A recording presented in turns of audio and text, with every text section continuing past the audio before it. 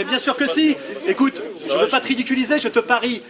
Mais je te parie tout ce que tu veux que dans n'importe quel Cénacle, d'extrême gauche, d'extrême droite, je t'envoie comme je t'ai envoyé ce matin parler, tu vas voir que tu vas te faire exploser par des mecs infiniment plus vicieux que toi. Tu te rends pas compte de la...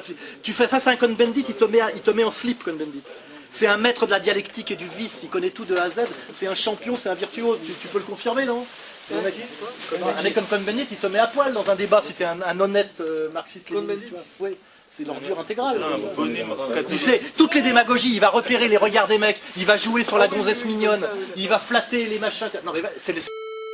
Et malheureusement, la vie, c'est ça. C'est pas le... T'as pas Saint-Logos qui défend pour te dire t'as gagné. Il n'y a pas d'arbitre en philosophie, il n'y a pas d'arbitre en politique. C'est pas comme au foot. C'est pas genre je gagne 2-1. Le sophisme, le philosophe face au sophiste, eh ben, c'est un mec qui boxe honnêtement pendant que l'autre a des comment dirais-je, des gants truqués, il lui tape que dans les couilles. Qu'est-ce que fait un philosophe face à un sophiste? Comme vous n'êtes pas tous des virtuoses du logos, le sophiste, une fois sur deux, vous n'identifiez pas que c'est un sophiste. Et je vous signale en plus que que ce soit Schopenhauer ou le Talmud, tout ça c'est de la logique sophistique. Et ben il y a des maîtres du sophisme. Et malheureusement, même si moi je suis un maître du logos, la clientèle, encore vous êtes déjà du haut niveau parce que vous êtes là, mais t'es face à une foule, sur une foule, le sophiste il te bat, parce que le sophiste c'est un démagogue. Et ben à chaque fois tu mets un pur logicien, chrétien, honnête, tout ce que tu additionnes, toutes les qualités, pur prolétarien, honnête, logicien, machin, etc., maître du logos, généreux, etc., face à un sophiste, etc., et ben la foule à la fin, c'est ce qui se passe avec Jésus, elle lynche le gentil. Et elle porte au pinacle l'enculé.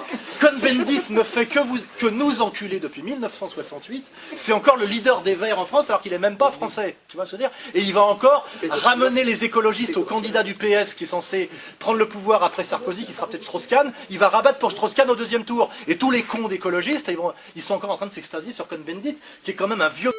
Tu vois, une vieille... Et ben là, je suis obligé d'admettre le réel, c'est que Cohn-Bendit, quelque part, il est plus fort que moi parce que lui, il vit pas dans la conscience possible, pour reprendre les arguments de Goldman et Lukács, il vit sur la conscience réelle. Il méprise les cons.